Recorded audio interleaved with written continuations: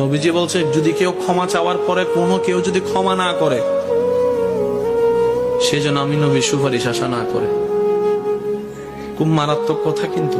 সেজন্য নবীজি বলছেন, হে আমার উম্মত, যা জামিলা হয়েছে, যার সাথে হয়েছে, তুমি ক্ষমা করে দাও, তুমি ক্ষমা করে দাও।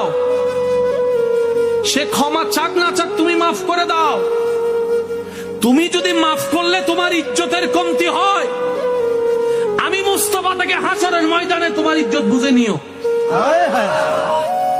বিশ্বাস করেন, প্রতিশোধের যতটুকু শান্তি, তার চাইতে বড় শান্তি হচ্ছে মাফ করে দেওয়া।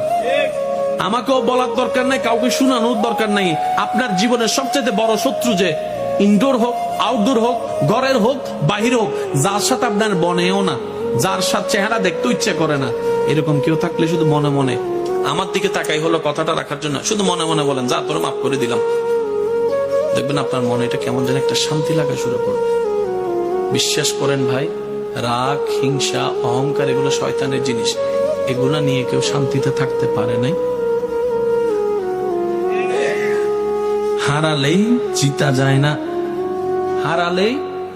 অনেকে আছে কই মামলা করছে, আমি কি হারবো নাকি? দরকার হলে 10 খানি যা জমি আছে এগুলো সব বিক্রি করে দিব, তারপরও জিতে লাগবে। আপনি 10 খানি জায়গা শেষ করে আপনি জিতে গেলেন, এবার আপনার আছে কি? এবার আপনার ছেলে মেয়েরাই তো আপনার 14 গোষ্ঠী দোয়াই ফেলবে। বাস্তব যেটা সেটা বলেন না রে ভাইয়া। তো সেজন্য আল্লাহর ওয়াস্তে নবীর সুন্নত হচ্ছে জীবনের শান্তিতে থাকার সবচেয়ে গুড ওয়ে। আল্লাহ পাক আমাদের সবাইকে বুঝার তৌফিক দেন।